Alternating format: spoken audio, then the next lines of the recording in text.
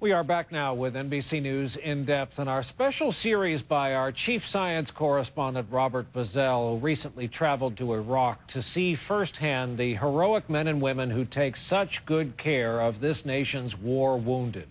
Tonight, Bob gets extraordinary access to a centerpiece of medical care for U.S. soldiers, the air transport missions that fly the wounded soldiers out of the war zone, first from Iraq to Ramstein Air Force Base in Germany, then home to the U.S.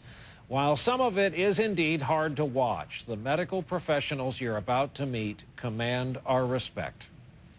Every night on the tarmac at Balad Air Force Base north of Baghdad, the wounded from this war begin their rapid journey home. Ready to move? Move. Got it.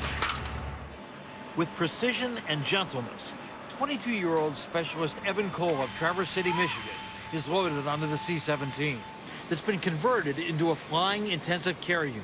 An amazing sight, a plane that usually carries tanks and other hardware, reconfigured to support the most precious cargo, with equipment as sophisticated as any in a U.S. hospital. I'm not sure if he meets the criteria or not. That's really up to you. But earlier, Cole had to be cleared to see if he was well enough to make the flight. How does it feel to you? I feel fine. Hit by a roadside bomb in Ramadi, Been stable in flight.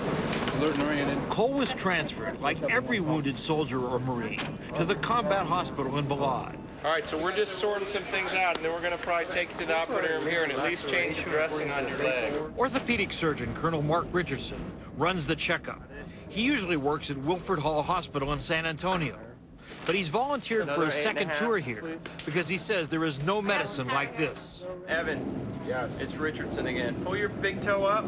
He's got a proximal ulnar fracture. The team confirms Cole has severe fractures and a bruised liver. We are going to the CT scanner.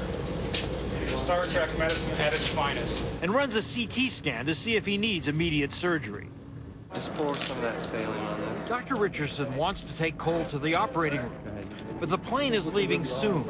So he changes Cole's dressing and sends a message to help the surgeon in Germany who will operate on the fractures. This is a quick read for the docs. It's different being a surgeon in this environment. You know, you get one operation on these guys and then you send them on to somebody else and somebody else. His liver looked okay to you guys? Yes. The doctors determine with this one fix, Cole is good to go. Then he should go. In previous conflicts, the injured piled up in hospitals near the war. Now the goal is to get them to the best care near home in a hurry. Before the C-17 can take off, a last reminder, all on board are still in a war zone.